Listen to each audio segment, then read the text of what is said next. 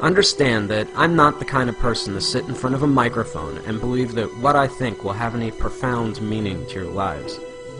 But you see, although what I have to say may upset a few of you, a few months ago I had one of those life-changing moments that forced me to realize that I've made a lot of stupid mistakes in my life.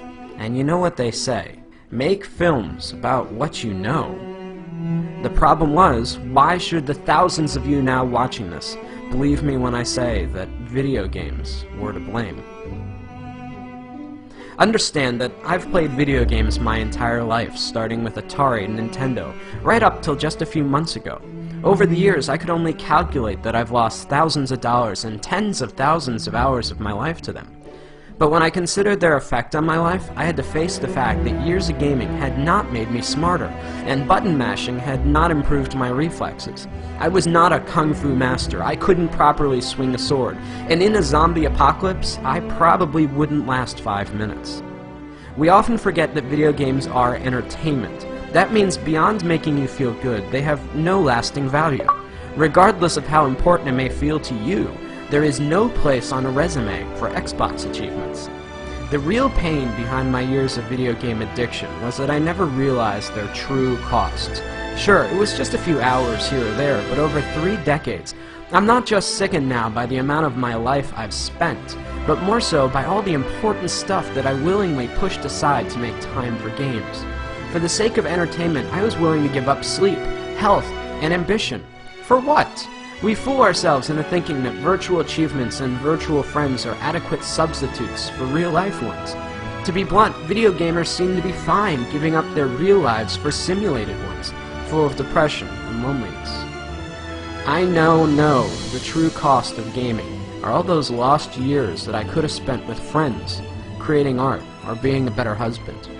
3 months ago, I had to face the facts that I was alone, overweight, and divorced. If there's a moral to this lecture, it's that as much as we may want one, life does not have continues.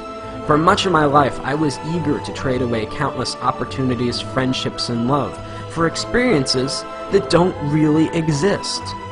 I guess what I'm saying is, it took me a long time to figure all this out, and along the way, I missed out on a lot of life. At the risk of sounding like an after-school special, don't allow something as stupid as video games consume the best years of your life at the expense of all the greatness you could achieve. Consider this my promise. That's a mistake I don't plan to make again.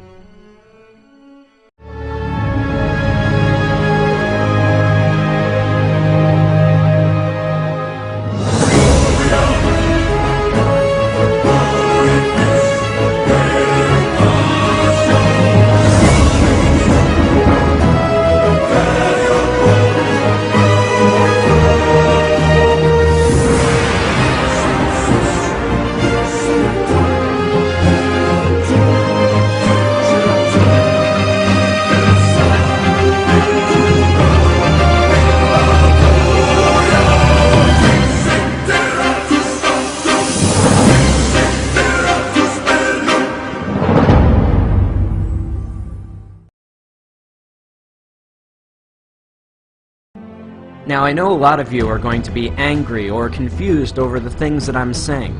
Call me whatever names you like, pretentious or not.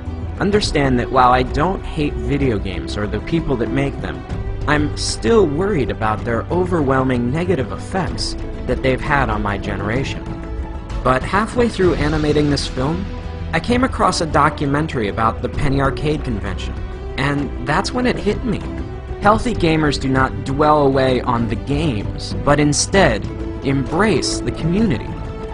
While there may not be value in the games themselves, anything that brings people together and builds communities that embrace who you really are can't be half bad. As I scan through the images of very different people, all united by a common interest, it gives me hope that something good may still come out of all this. We are the first generation forced to find a balance between letting technology improve our lives or risk allowing it to dominate us. In reality, does Warcraft or Facebook improve your social life, or are you sitting at home alone? Either way, the only thing I know is that I'll never find out sitting alone in front of my TV, and neither will you. Whatever you choose, remember, in this game, you only get one life.